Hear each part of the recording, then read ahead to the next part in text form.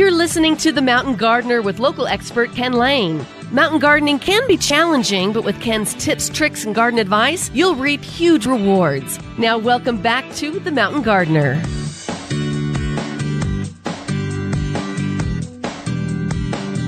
And welcome to this week's edition of The Mountain Gardener. Your host, Ken Lane, here every week talking about the landscapes of northern Arizona. Finally, the last month of the year. Where did it all go? Oh my goodness.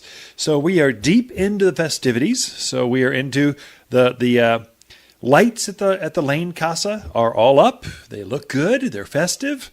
I used some old Christmas lights to skirt the roof line and doggone it, why can't they make lights better? So had a couple, you get them all up, and then one little section out of the whole strand is like out, so you got to go in and check each light bulb. Oh, what a pain. But it's up, it's festive, it's good. Had to go a little extra because the grandkids will be at our house for Christmas. That's very exciting. So we're going to go a little extra, not crazy like we used to do when the kids were all at home, but grandkids, they're worth it. So although I'm finding that climbing on top of the roof when you're grandfather age is much more precarious than it is when you're just a young father with you're not stiff and you're just up there rolling around super strong, climbing up and down a ladder. I don't think I can do that for too many more years, but it's well worth it. So got it back going. The evergreens out in the yard. I was cleaning, raking, getting that last rake up before this kind of little weather front came in this week. And wow, things looked naked over here that had leaves. They were deciduous. They dropped their leaves. They were stunning this autumn. They've dropped and cleaned up all the litter. It looks pretty clean. It's coming together. I've not started to prune anything yet. I'm just in the cleanup phase and pulling out anything that was, let's say, got killed. So geraniums are going. All my old flowers, all the old vegetables are all being cleaned out. I want the soil to be exposed to the cold, the winter. That's what gets rid of any insects that were wintering over, spores from leaf spots and vernellum wilts and these powdery mildews. You want to open that up. You don't want to leave a bunch of leaf litter sitting there in the garden space where you're going to go back and plant your potatoes or back and plant your tomatoes or your squash or whatever it is. Open that soil up so it's exposed to the cold. I'll let that happen through the end of the year, and then I'll go ahead and at the first of the year, I mean, really, if I'm bored during the holidays, or if I need some extra help, I'll invoke the grandfather rule. Hey, boys, follow me. Grandsons, let's go. I'll teach you how to garden. Let's spread manure together.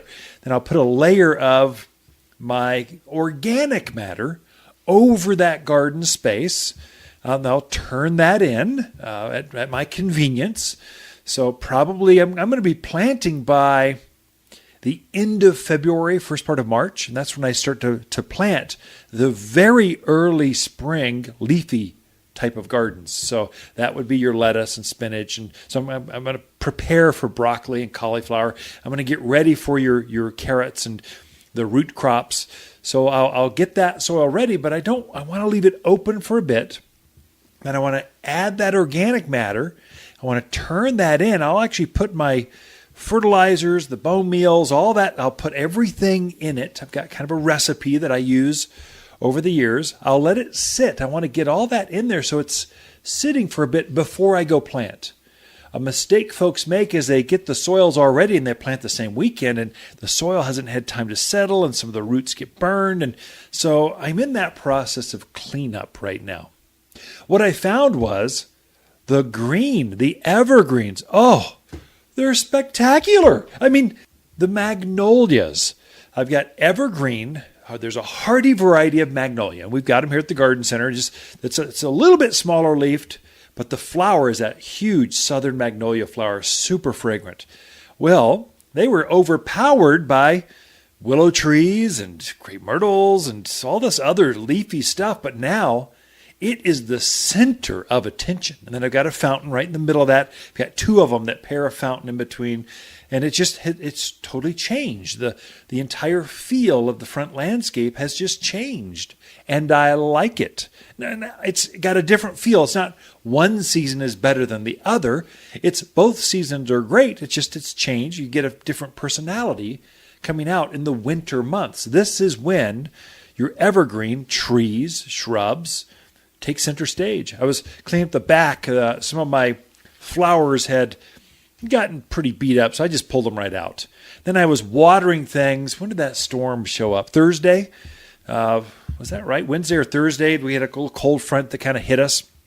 I wanted to make sure all my flowers that were in containers were well watered. I didn't want to go into that cold snap and have them be dry.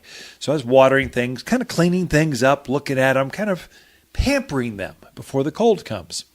Well, I pulled out the alyssum, some of the other stuff that was around the base of this rhododendron.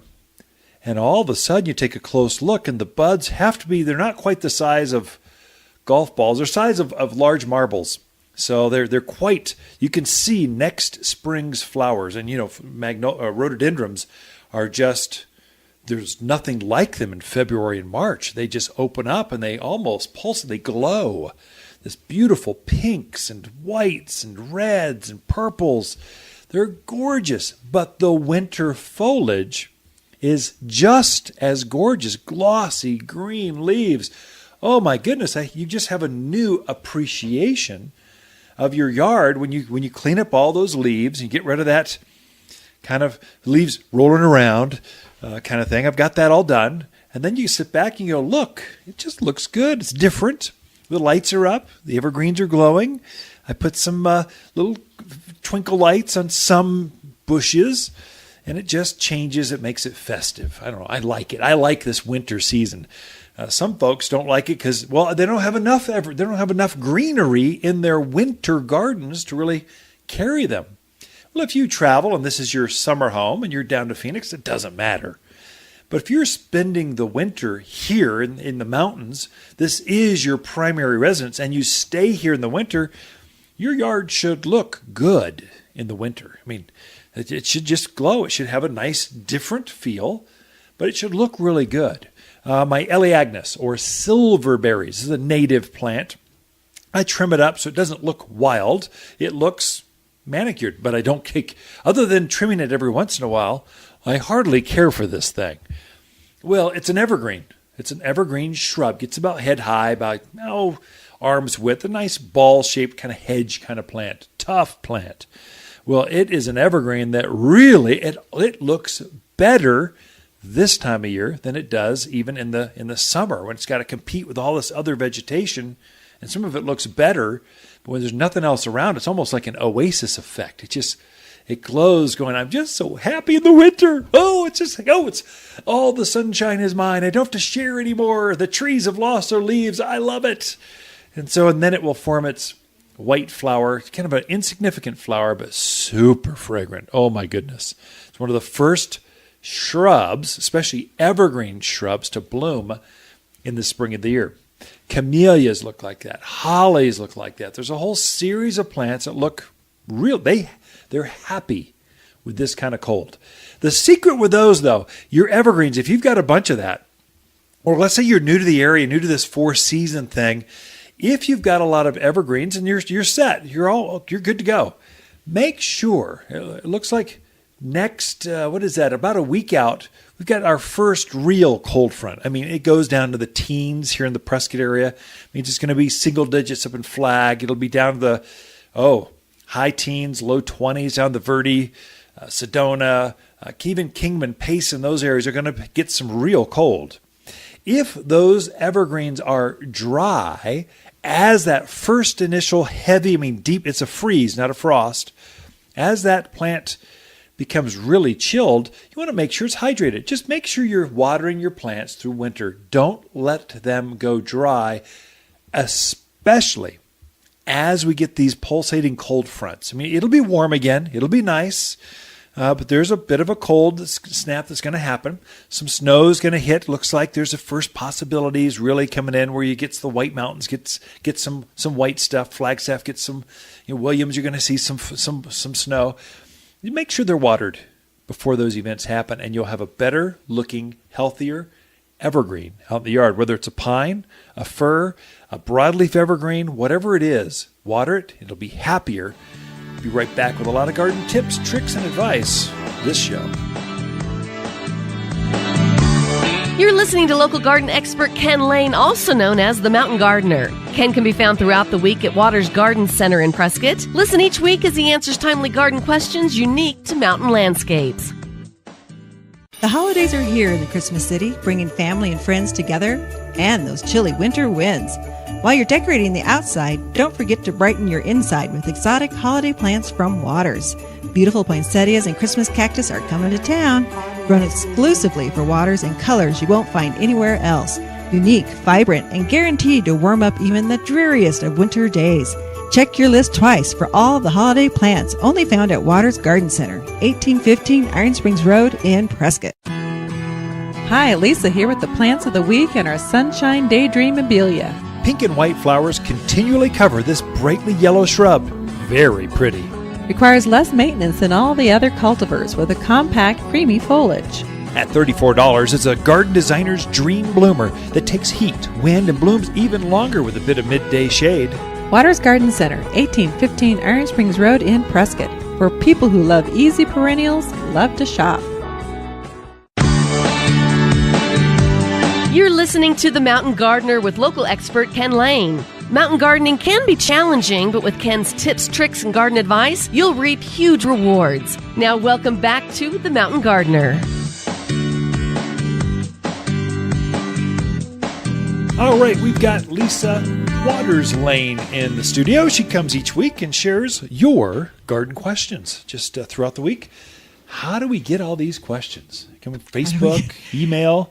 The newsletter alone brings in YouTube. I was answering the questions this week from YouTube. Really? Yeah, of all things. You're asking Wow. questions. He watched a rose question. It was, do you bury the graft? That was the question. I didn't cover that in the class, or I did. Shame on you. I know. I don't know. So the thing where people are watching, so it stimulates good questions. Great. So welcome back to the studio. thank Thanksgiving's you. over. Yes. It's a big deal. It was having our daughter-in-law and the grandkids here adds a whole other dimension. It does. I'd walk through the house and I'd be like, okay, I just have to close my eyes and walk through because there's just kid stuff everywhere. Yeah, well, baby seats and all kinds of just stuff. I mean, not bad. It's just stuff that comes with kids. Remember how we used to pack going camping and Oh, stuff my with the goodness. family? It was so, you could barely close the trunk, or we Right. had bubbles. You tie down stuff on the racks on top, and so Yes, you do not travel lightly when you have children. now we throw the carry-ons in the back of the sports car that holds barely holds two carry-ons, and away you go. There And are we're some good for a week. advantages with age. There right? it is. You Yeah, just do I'll that. take it. Yeah. So well done, by the way. So Yeah. good turkey, good stuffing. Ate stuffing leftovers for A long time. It was perfect. I finally tossed the last of the remnants out because you Yeah, were it's been gone. over I a was week. like, I'll just throw those out. So what kind of garden questions do we have this week? Well, our first question, of course, is about living trees because Okay. people are thinking It's about time. this time of Yeah. year. So Don, who's in PV, wants to know how long can you keep one in the house? What's the max? And do you have to plant it right away after you bring it out, Yeah. or do you have time before you have to plant it? Now we should cover one myth too. So living trees, these are they're landscape plants. So we sell them for the yard. It just people are decorating those, bringing them indoors, and take them out. I just helped a customer. They're wondering if their cut tree could be planted afterwards. So no roots, it just cut off. And can they plant that? Would it root? And the answer is no way is that ever going to root. No, it's dead. The second you cut it, it was dead. This is one that's got roots on it. So it's a spruce, a pine, a fir, cypress, junipers. I mean, we just sold a fruit tree. I mean, any kind of tree you bring indoors. And here's the rules on how to use a living tree indoors. living trees like the cold. They're dormant. They're outside. We don't heat them up. So they're not going to like to wake up inside your house and they're going to think it's spring and start to grow. So the sap will start flowing. So what we say is a larger tree, let's say it's as tall as you and I or taller, a week max, 7 days, then take it outside. Smaller trees, you can get 10, 14 days out of them. You're not going to bring them in this weekend and keep going through, January, expected to go outdoors and live and grow and thrive. It's going to have a hard time transitioning back outdoors. So we don't want it to wake up. That's the main thing. Bring it in, use it, then take it back out. And you've got lots of time to plant it. You can either plant it a week after the celebrations are done. There is a transition. So if you're going to keep it in for, let's say, 10, 14 days, the sap is starting to wake up and start to flow.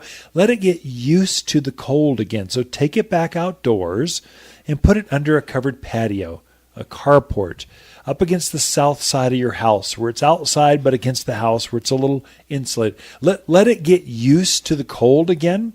Then plant it right out in the cold January 1st, or it's going to take it 17 degrees out. It's going to take it just fine because those plants like to be cold. They would rather be cold in the winter, and they'll form new candle growth, new buds. They'll keep growing, keep rooting through winter, and then next spring, as they wake up, you'll get that elongated candle growth or new needles coming back out. So that's how you do it. When they're in your house, do you need to water them, or what do you do with that? Yeah, you do water them. And generally what I tell when I'm helping folks, I'll tell them, take a tray of ice and throw it on top of the ground. And as it melts, it slowly forms. It's like a manual drip system, basically. It'll cool the roots down, which will make them happy, but it doesn't flood the roots with water all at once. It allows them time to pick up more moisture. Another one, make sure you get a big saucer, something underneath that grower spot. They're actually not made for indoors. They're made for outdoors. So they'll actually leak and stain your carpet, stain your wood floor, you don't want that. So basically put a tarp, or we've got big saucers for things. Take something that's easy, inexpensive, and put it underneath. That'll help you as well. Water that plant. We've got a handout here on how to deal with living trees. It's very detailed. It tells you all that. Get one. They're free. We want you to be successful when you take a living tree home. Okay. All right. I think we covered that one pretty well. We did. Our next question is from Terry in Prescott. They have a spruce out in their yard. Yeah. She noticed the other day there's goo on some of its branches and sticky stuff around it on the ground. Yeah. Wants to know, she be concerned, or is it just natural this time of year? Goo on your plants is never good. If you have to use the word goo to describe any landscape issues, it's not a good thing. So she's got tree aphids. Yeah. It's pretty common. They like the cold. They'll get even worse as we get close to the end of the year. Very, very common. It's a great big large black insect, looks like a spider, crawling up and down the bark, mainly towards the tips, the outer branches. If you take a close look, you'll see them. That's the indication. Sparkly ground underneath, glistening branches, goo. That's all a description of. Only one thing does that, aphids. No, they can actually damage your tree. Get rid of them. We've got a spray here called Triple Action. You put it in a hose and sprayer. If it's a big tree, it's a smaller tree, you can do a pump, a little ready-to-use thing, but come talk to us. It'll obliterate them. It's organic. It's not going to hurt the birds that are roosting inside your cover. They like to use spruce as protection from the cold and snow. It's not going to hurt them at all, but it'll wipe out the aphids right away. But you definitely get on that. Don't let it go.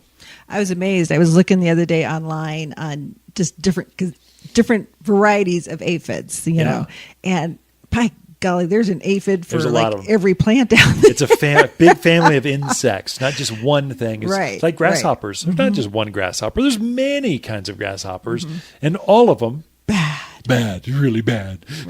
Right. I noticed if you have a little dwarf Alberta spruce, I noticed on some of ours here, there's like a little fuzzy aphid that likes to get into the very tops of those. Oh, okay. So if you have Alberta spruce in your yard, you might just double check them, make sure. It almost looks like little cotton fuzzy stuff. So. It's a native thing. They get on our native pine trees. We have large pine forests. So they just easily migrate over to other evergreens. It's something to watch with all your evergreens, but they especially like spruce and pine. They like aspens and apples. Yeah. Certain plants they really like. Sometimes we think this time of year, I don't need to worry about insects outside, but they can still be around. They can. Keep your eyes open. Our next question is from Marjorie. She has lived in her house now for 25 years. When they first moved in, they planted a globe willow. She's noticed that slowly over the past year or two, it's just not looking its best. So her question is, does that type of tree have a lifespan? And should she consider replacing it if it does? 25 years is exceptionally old for any willow tree or cottonwood. Yeah, they don't live hundreds and hundreds of years like an oak or a maple or some of these other trees. They're going to have shorter. Generally 15, 20 years is what you're going to get. Now, I don't know how bad it is, Marjorie, so I would say clean up all the dead stuff as best you can. This is a big tree anymore. 25 years, it's towering 30, 40, 50 feet tall. Probably time for a professional arborist. Thin out the dead stuff.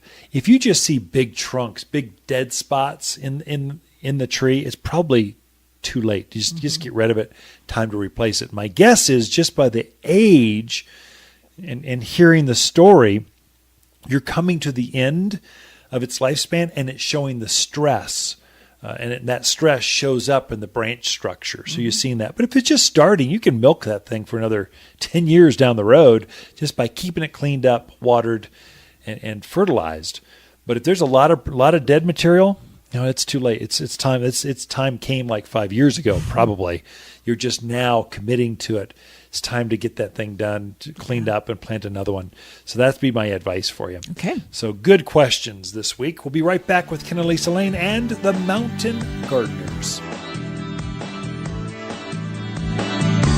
The Mountain Gardener, your source for garden advice right for the higher elevation of Arizona with local garden expert and the Mountain Gardener himself, Ken Lane. Listen in every week for Ken's tips, tricks, and techniques that are guaranteed to make a difference in your yard this season.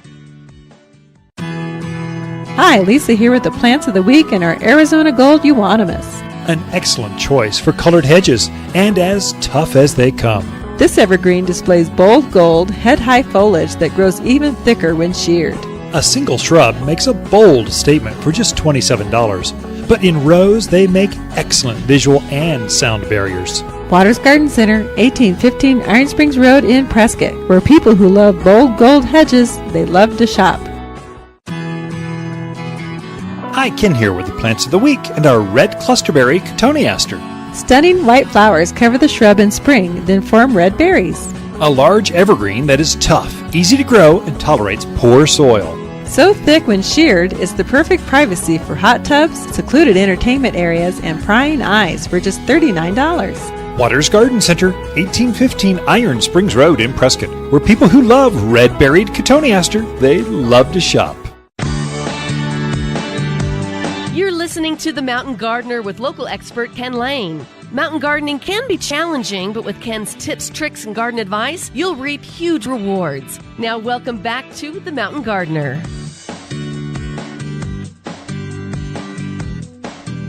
Now, part of the reason this show is so easy for Lisa and I to produce and put out every week, it's 52 weeks. We've been doing this for a lot of years, decades.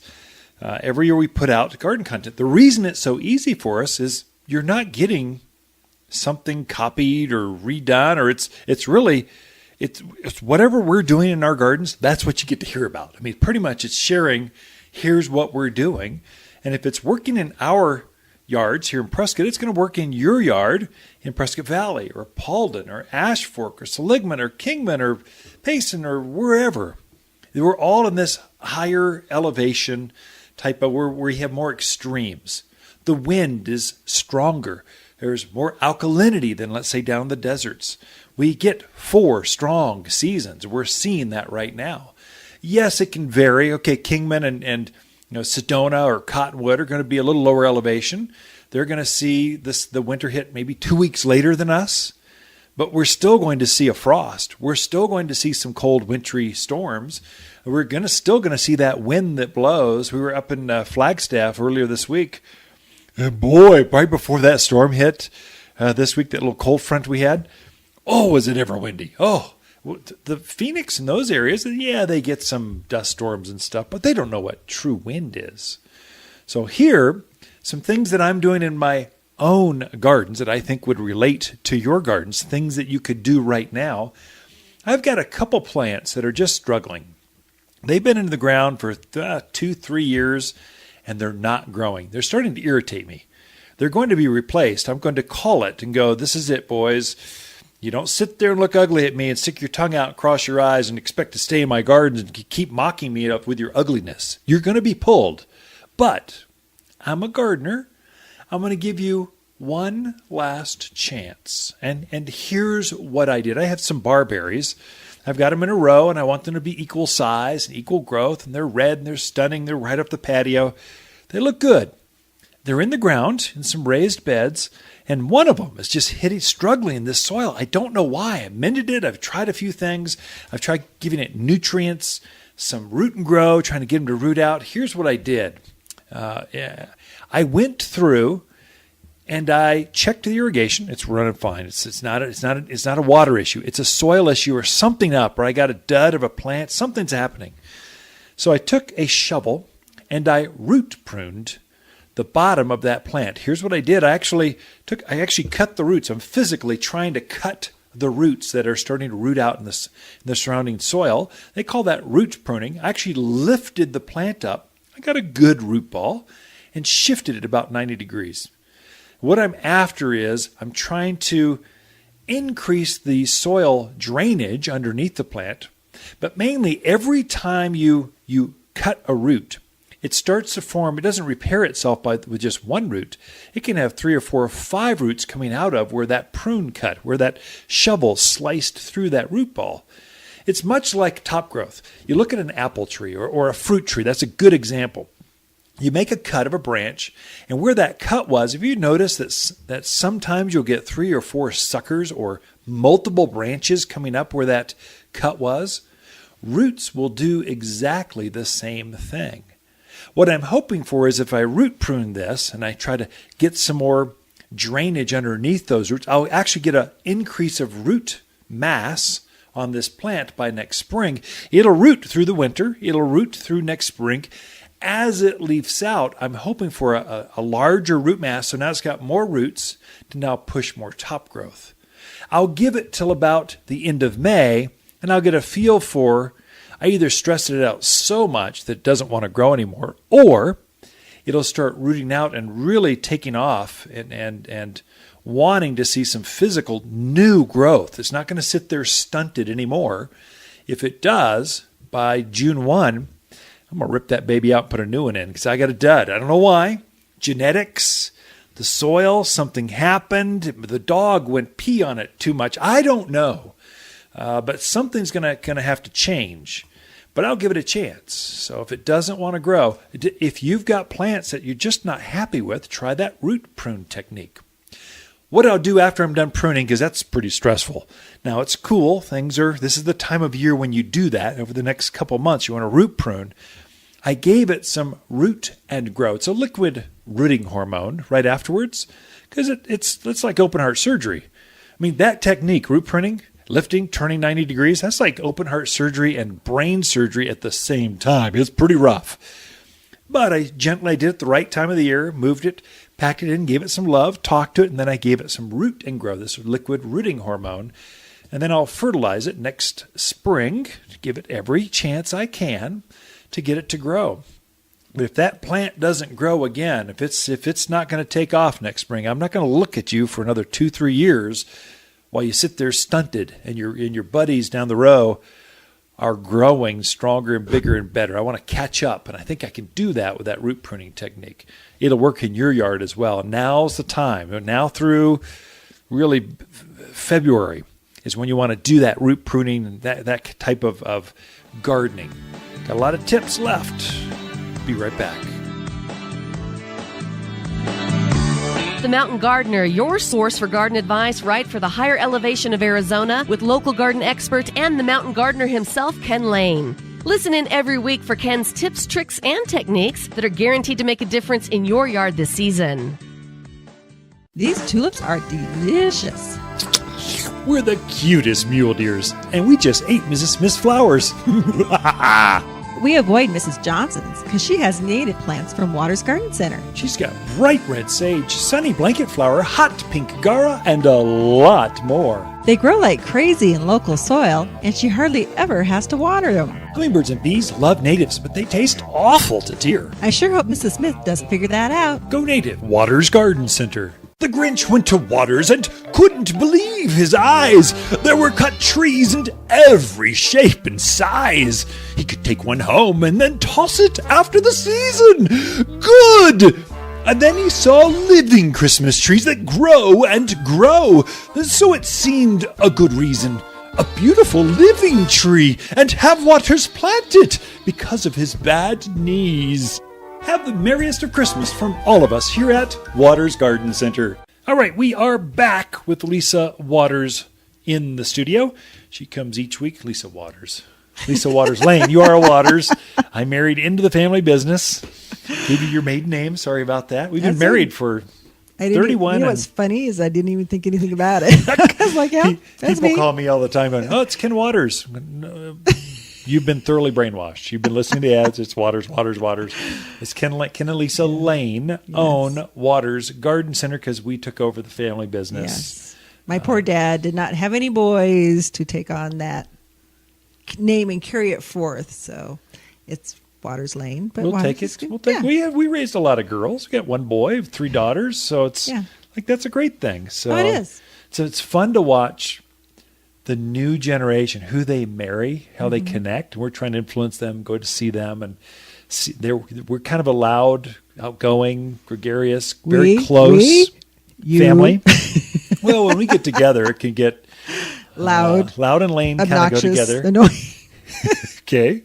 It's fun to see them adjust, come in, and you tease them. There are no rules at the dinner tables. Like you can discuss anything as part of our family culture we put in to kind of raise teenagers in today's culture. We needed to do that, and that's too liberal for some folks. They're more formal, or it's interesting to see the personality. Used to all the gabbing going on. Yeah, it really comes out when we play board games or any kind of games together. It gets pretty wild. Get food and games, anything to do with a table.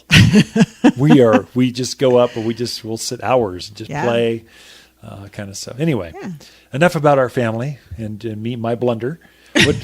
This is your segment, so garden tips. What do you got for us? Well, now that Thanksgiving is over, the shopping season is upon us. Yeah. And many of us have spouses or siblings or children that you just look at them and you go, I have no idea what to buy. It's true. It's difficult sometimes.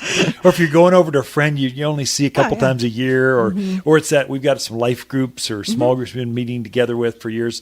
Well, what do you take as a gift? I mean, just they're not your normal. You don't want to go too far out. There's a $15 limit or whatever. Some of these things. Yeah. What do you do with that? I don't know. It's crazy. Very stressful. Yeah. Very stressful to shop. But I'm not a shopper. You love to shop, so it's like your thing. But anyways, I thought I would throw out a few gift suggestions for those that are trying to find something for the gardener in their life. Okay. Good idea. All right. So the first one, and I love this idea because gardeners are eternally optimistic. They're always thinking the next season. So get them some seeds to put in their stocking or to wrap, a little thing to put on top of your gift that you've wrapped. Just some really pretty seeds that'll get them excited about next spring. That's that always looking forward, thinking ahead. And so with that, if you wanted a package deal, get a little bag of seed starter mix. It's a little bag of soil, not huge, and some peat pots. That way they have all the things that they need to get them started for spring. And always gets them going. Right after the holidays, all the seed catalogs show up. It's time. You know it's coming. End of the year, you start getting flooded. If you're a gardener, you start to see all that. It just fits that whole thing. To take a package, put a pretty bow, then tape a seed packet. Instead of a name card, it's to, from on a seed packet. Gardeners will think that's the greatest thing ever. And the seed packets are so pretty. I love what they do with those. But anyway, that's one idea. The other one is buy a house plant. Maybe you have somebody who's just, maybe not the best of green thumbs, but we have plants here that are so easy to grow, and we can help you pick out the right plants.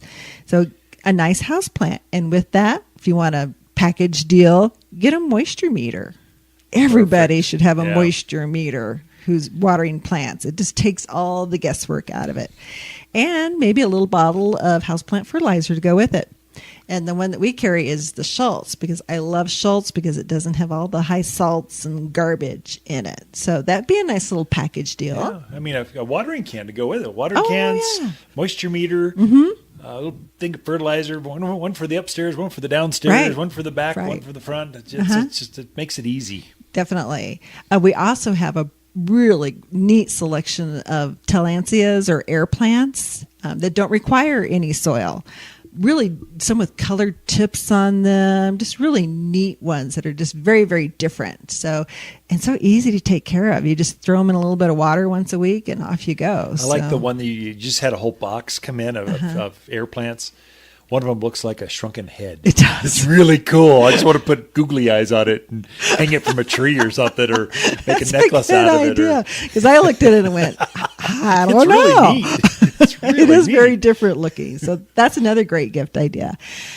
Bird bass. We have some really, really pretty bird bass in right now, kind of painted ones, and then just some solid color ones. So bird bass are terrific. Perfect. We even have some smaller fountains. Some people just love having that sound in their home, and we certainly have some sizes that you could put into an Arizona room or even a living room. There's some good size ones if you're looking for a big one, but just some smaller ones that are easy to move around and adjust. It's bringing that outside in. Oh, definitely. So it brings that garden-esque feel when you're inside more. It's a great idea. Yeah. We also have some absolutely gorgeous pottery. I mean, if you've got somebody who has they have their house plants, but they need a little pick-me-up in their pottery selection, we have some beautiful ones. I mean, pottery can get kind of dated. So looking at a new selection of houseplant pottery, excellent idea. I was noticing Cheryl. No, it's Michelle. We have several folks that go out and consult out on the side jobs. They go and advise folks. One of the clients, she said, "You need some pottery on this patio. You need something." She came in and bought, I don't know how many pots. There was beautiful. A boatload of pots. Yeah. And took them home and planted in them, put some winter hardy things in their pots, and it was a game changer. Totally changed the look of that garden area. Well, you just led up perfectly you segued perfectly to my next idea, which is a garden consult. Okay, yeah. So we offer a garden consult here. I think it's $200. You get an hour's worth of a person's time, a nursery person's time, professional. They come out, they tell you what you could use, what you need, maybe what you already have in your yard, and you don't have to use it right away. I mean, maybe you don't want to use it till April or June. That's a good idea. But having somebody already purchased it for you is a wonderful way to do some pick-me-up around your house. A garden consult for a friend or a neighbor or housewarming or that's a great idea. Well, I thought about that. Yes. Usually it's just for, I need some help. What do I prune? It's that, or is it dead? Is it not? What do I do with these gophers? How do I deal with this? It's more, but this is a gift for someone else. That's a great idea. Thank you.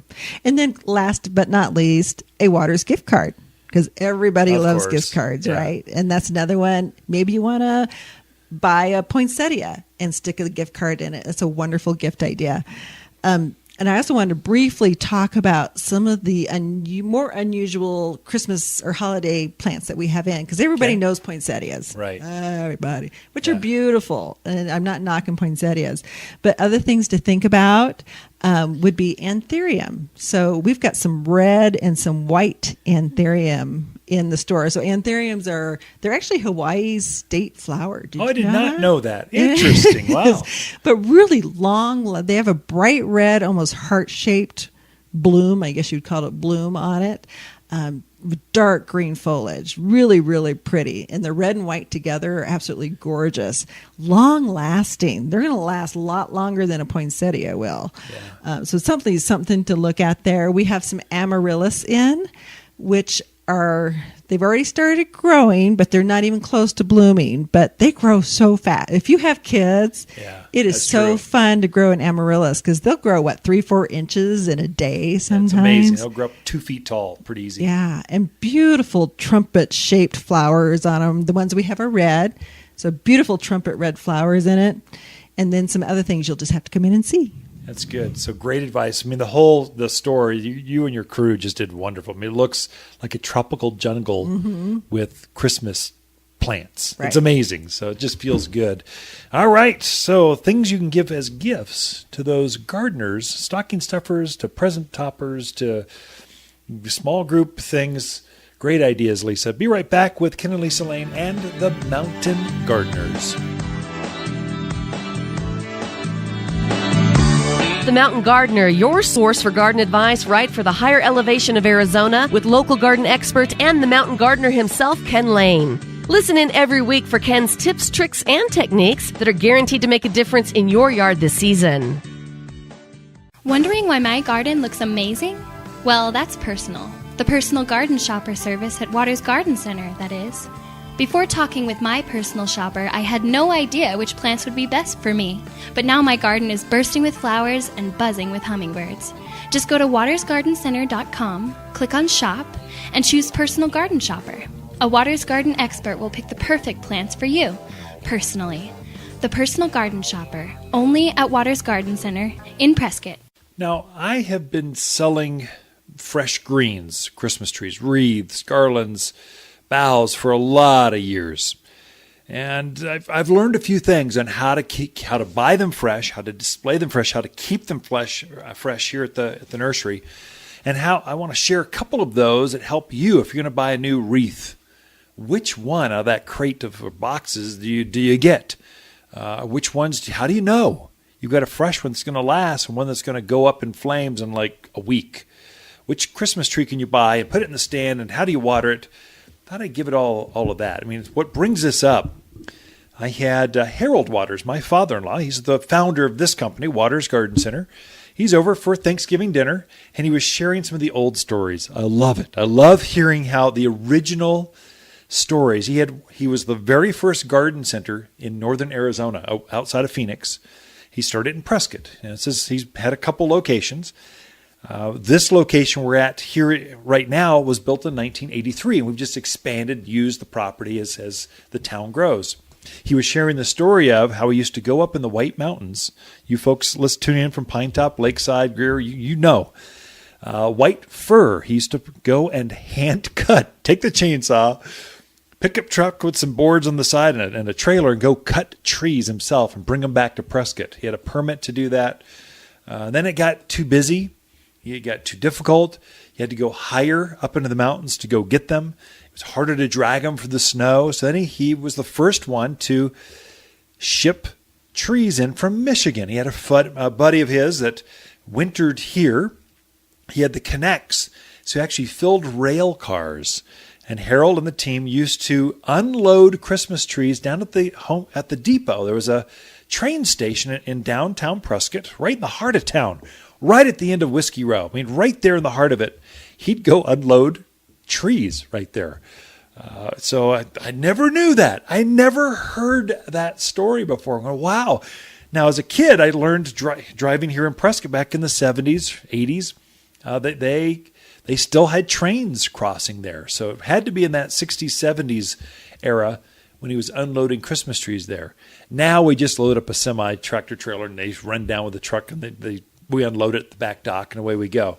It's much easier than going to unload the rail car. I've done that a few times, and that's not fun unloading rail cars. It's not like throwing your forklift in. You're actually going in and hand picking this stuff up and chucking it out the door and putting it on your own pickup truck, taking it to the store. It's much easier now. Here, when you're looking at your trees, if you're looking at a wreath or a garland or a cut tree, don't buy the one that's exposed out in the sun. Oh my goodness. The second you open those things up and expose them to the sun, I don't care how, just within days, they become crispy. You really want to ask which ones were just opened up. We cut them, we bind them up, and then we'll spray them with an anti-desiccant, some sort of preservative. And that's how we keep them fresh. For us here at Waters, we store them underneath the greenhouse so that we reflect all that light off. We keep the wind off of them so they don't dry out as fast. Then we water them every single day. So plants can actually absorb moisture through their needles. And so that's another indication. As you rub your hand across that branch or the tips, let's say you have a wreath or some garland that you've got, you're thinking about wrapping in the house, run your hand up and down the spines or the branches. And if needles are leaping off, that is not good. That's already dry. It died a week ago. It's just the way evergreens work. They hold on to those needles, then they'll shed them all at once. So don't buy something that's got a whole bunch of the green needles are coming off. Now, trees, if you're doing a cut tree, you'll see on the inside of the tree some basic brown needles. That's normal. Even in your own yard, you're seeing your pines, say an Austrian pine or ponderosa, you're seeing them shed some needles right now. It's okay. That's a natural process that you'll see. So on a Christmas tree, it's very dense inside. It's shaded. Those needles can't see the sunlight, so they tend to turn brown. I'm not talking about those. I'm talking about the ones on the outside, the new growth this year. When you're rubbing your hand across and needles are jumping off, that's not a good sign. That tree or that branch had died. Same for your own landscape. If you're running your hand through there and it looks green, but you run your hand across a landscape, let's say a pinyon pine, it's had some scale damage or bark beetle on a pine tree. You rub your hand across there. The bark beetle, they killed that thing a month ago. You just thought it was still alive, and you run your hand across that. It's just the needles are just coming right off. That's not a good sign ever, especially with cut trees or cut wreaths or garlands. Next thing to watch, especially with trees, but let's say you go through the pallet load of wreaths and you're picking those things, pick the heavy one up. Plants are loaded up with water. They've got a lot of moisture within their branches. So the heavy one's going to have more moisture. It hasn't dried out yet. And so that's a very good indication of which ones are fresh. Don't go by which one is wet. Go by the weight. Because wet would mean I just took a watering can, I watered them. So I'm trying to get them to rehydrate. It's hard to do that with a cut branch of a tree. But it's very easy to keep that moisture. Just get the heavy one. That'll help. A tree, let's see, a Douglas fir. That's real lightweight because the trunk is very small. And then it's got a lot of needles and it dries out very quickly. So the odds of buying a Douglas fir cut tree this first weekend in December and have it last through the new year, virtually impossible. It's just not going to happen. We're too dry, it's just hard to do. I'll give you a couple things that can help you. But your noble firs have a larger trunk. Your Nordmann fir has even a larger trunk. So they have the capacity to hold more moisture within the trunk and the branch structure. And so those stay fresh longer. So the size of the trunk or the weight of that garland or that branch, that's going to be your indication of I've got a fresh one. I got a good one. For me, I am going to take home this year a Fraser fir. Fraser fir is a beautiful, shapely cut tree. Very nice.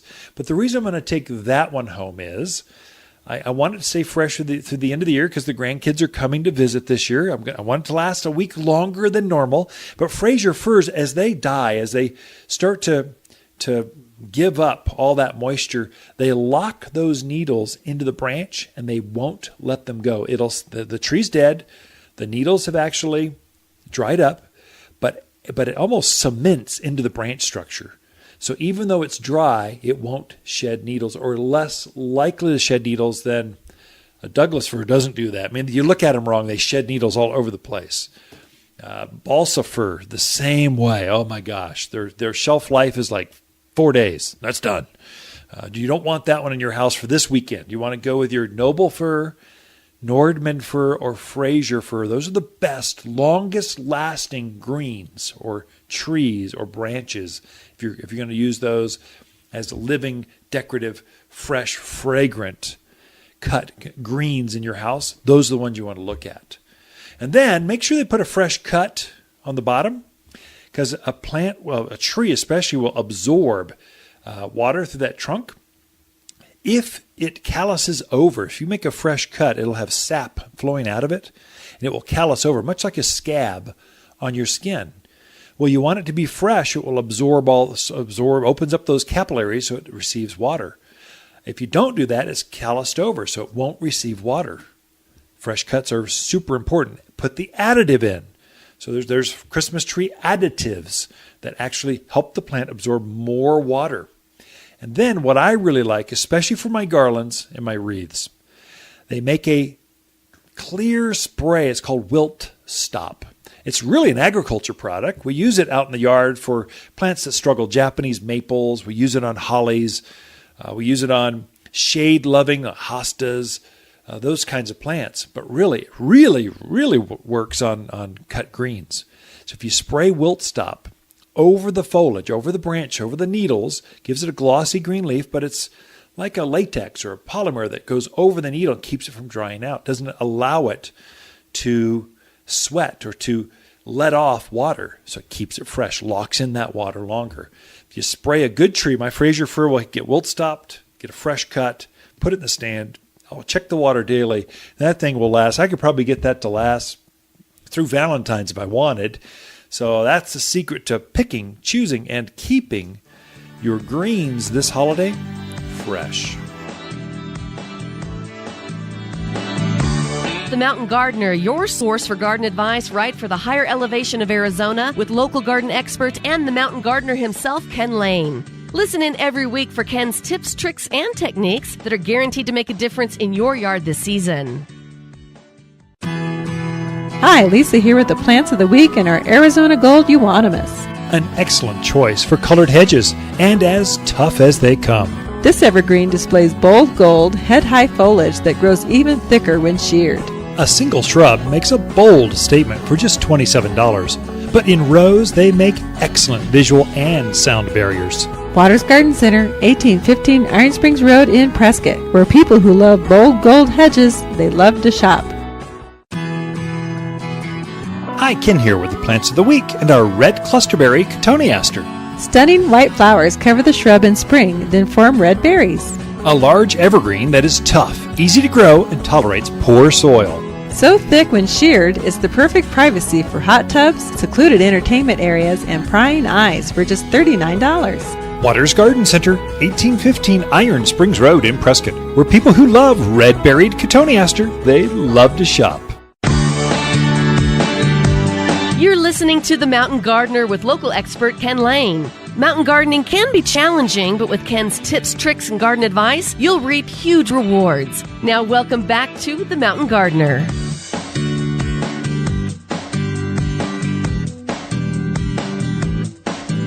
Wilt Stop is a magical product. I always have Wilt Stop in the garage on the garden shelf. I use it a lot.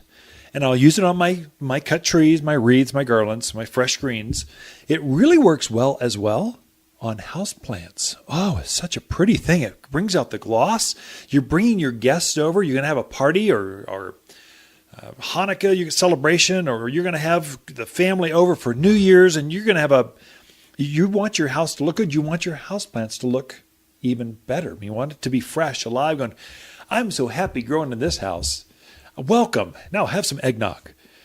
That's what your plant should look like, not dusty in a corner, looking kind of run down and kind of yellowing. I did notice in my houseplants, the ferns are starting to shed. So some plants, the shorter daylights, the seasonal change, the furnace is running like crazy. I've got a Aurelia that looks like it got a little hot. It was next to the furnace vent. I had to close that down. So plants are adjusting. If you spray them, clean them up, wash them off, get rid of all the dust. So any light that is coming in through the windows, they can have all of it. Then spray it with some wilt stop. It'll give it a nice glossy sheen to it, locks in the moisture, helps it deal with the furnace and that dryness that happens. Your skin will actually dry out now because the furnace is going. It's just drying out that air longer. The fireplace is going. The stove it's just hot. It's what's drier right now. And your plants feel that as well. So that same product works magical on your houseplants. You're seeing a lot of holiday plants coming in. Poinsettias. I just had, a couple hundred poinsettias, all different colors and shapes and size. And it's beautiful. I mean, the whole garden center is like glowing. Holidays. Christmas cactus. Beautiful. In full bloom. 2-3 different sizes. Amaryllis. This huge bulb that has this ginormous flower on top. They're just about to open up. It's just a perfect place you want to be. Right now with the furnace going, all these different kind of holiday plants, it's a little bit different way to take care of them. Main thing to watch, 2 of them are poinsettias. They are a tropical plant. This plant was originally found in the tropics of Mexico. And it's become a holiday plant, but they do not like cold. They don't like to be below 55 degrees. I wouldn't even put them by my front door where the draft can come in and out. So you want to keep that up off the ground, because cold air settles. So if you're sitting, sipping coffee in the morning, your feet get chilled, you've got a poinsettia on the ground, they're going to hate that. They want to be toasty warm all the time. So keep them warm. Another one is Christmas cactus. Just had a whole boatload of Christmas cactus in the perfect form. They're just about to open up. That's one, if you don't, it's a cactus. Don't take it home and then start watering it like you would your regular houseplants, especially since these are holiday plants. We're putting them in foiled sleeves. We put bows in them. We make them festive. We make them to be just party all the time, just pretty all the time through the winter. It's a festive plant. We dress them up. That foil holds moisture. It doesn't drain. It's made to take home, put on a coffee table, and not drain out and leak all over this expensive table. So if it's not draining, it's real easy to overwater it. Poinsettias. You can overwater a poinsettia. It's difficult, but it's doable. If you have that sleeve on it, you water it, and it just sits there in that gooey, wet soil. So kind of watch that one. So some things to really look out after. If you need help, come talk to us, and we'll guide you through. If you just want to see the latest, greatest, unusual poinsettias, yes, I've got hundreds of reds.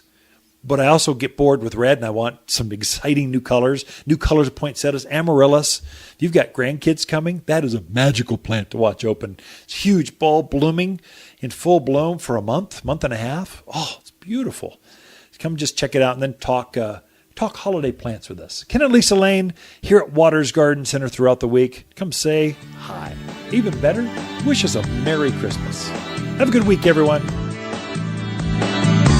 The Mountain Gardener, your source for garden advice right for the higher elevation of Arizona with local garden expert and the Mountain Gardener himself, Ken Lane. Listen in every week for Ken's tips, tricks, and techniques that are guaranteed to make a difference in your yard this season. The holidays are here in the Christmas City, bringing family and friends together and those chilly winter winds. While you're decorating the outside, don't forget to brighten your inside with exotic holiday plants from Waters. Beautiful poinsettias and Christmas cactus are coming to town, grown exclusively for Waters in colors you won't find anywhere else. Unique, vibrant, and guaranteed to warm up even the dreariest of winter days. Check your list twice for all the holiday plants, only found at Waters Garden Center, 1815 Iron Springs Road in Prescott. Okay, maybe after decades of the same fruitcake exchange, it's time to start a new holiday tradition. A living Christmas tree from Waters Garden Center can be decorated and enjoyed for a lifetime, not just a season. When the holiday festivities end, gather family and friends and plant your tree together for years of enjoyment. Or Waters will plant it for you, guaranteed. As your family tree grows, have a tree that grows with your family. From Waters Garden Center, 1815 Iron Springs Road in Prescott. You've been listening to local garden expert Ken Lane, the owner of Waters Garden Center in Prescott. Join him each week as he answers timely garden questions unique to the area. He can be found throughout the week at Waters Garden Center, located in Prescott at 1815 Iron Springs Road. Thanks for tuning in to The Mountain Gardener.